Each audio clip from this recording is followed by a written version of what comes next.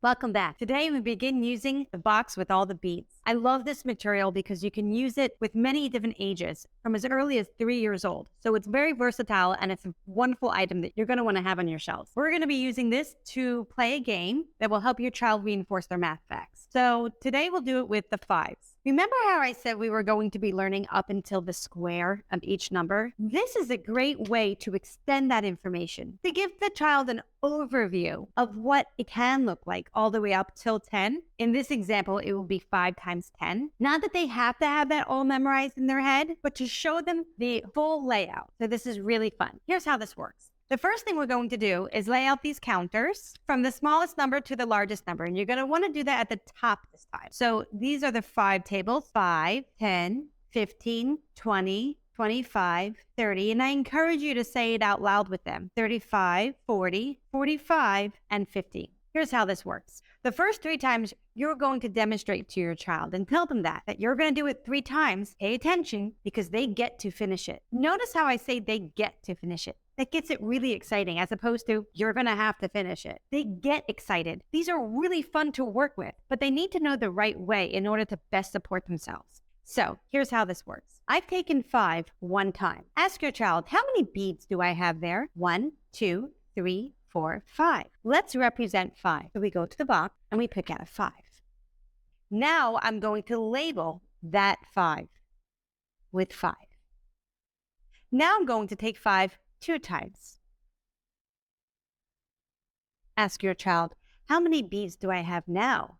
They may say, oh, 5 plus 5 is 10, or they might go ahead and count each bead till they get to 10. Either way is okay. Let's represent 10. We go back to our box, we take out the 10 bar, and we represent it with 10. Let's keep going. 5, 3 times. 5, 10, 15. Notice how I began to lay them out while skip counting. I don't need to have remembered them at this point. The answers are right here. 5, 10, 15. Great, let's represent that. How can we make 15?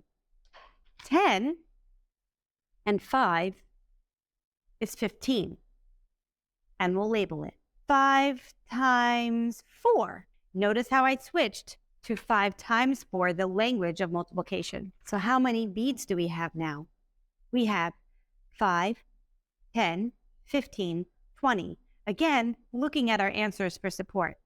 Let's represent 20. 2 tens is 20, and we'll label it 20. At this point, you'd like to get your child to interact with the materials. They probably have already started. It's really fun to work with these. So go ahead and encourage your child. Can you take 5 times? Yeah. 1, 2, 3, 4, 5. Let's lay them out. 5, 10, 15, 20, 25. Again, looking at our answers for support. Let's represent 25 with 2 tens and 1 5 and label it. Now, if you happen to have this wonderful pyramid in your house, this is a fun time to say, oh, look, we've gotten to 5 squared. Can you see it? It's the same size. And last but not least, 5 taken 10 times, or 5 times 10. 1, 2, 3, 4, 5, 6, 7, 8, 9, 10. And your child will continue to skip count until they get to 50. Representing 50 with 5 tens and labeling. Now, one of the really cool things about this work is that your child can see patterns. In the math facts, when lined up this way, so visually, with these aids, your child can see, and they might even point it out to you. Look, 5, 10, 5, 10, 5, 10, 5, 10, 5, 10.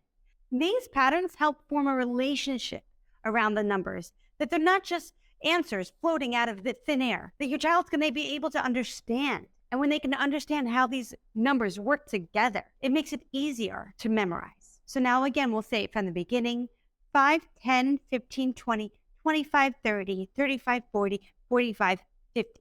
With this work, you can choose to use the bead layout for short lessons to the square, or for the extended lessons all the way to the tens.